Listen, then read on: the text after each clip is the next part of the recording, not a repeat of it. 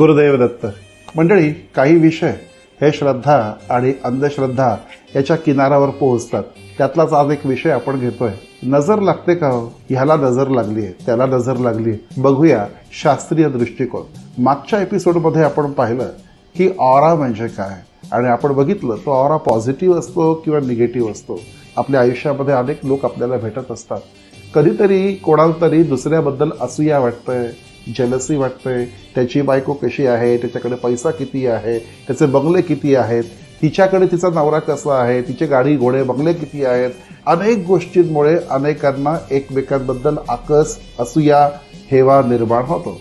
अशा वेळेला ज्या व्यक्तीला अशी असूया निर्माण होते त्याच्या निगेटिव्ह व्हायब्रेशन्स ह्या समोरच्याच्या पॉझिटिव्ह व्हायब्रेशन्सवर जाऊन धडकतात आणि त्याच्या पॉझिटिव्ह व्हायब्रेशन्स या निगेटिव्ह व्हायब्रेशन्समध्ये परिवर्तित होतात आणि त्या निमित्ताने त्याचाही ऑरा हा निगेटिव्ह होतो.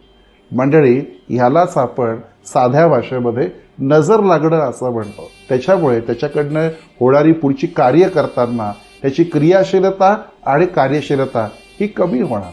गुरुदेव दत्त.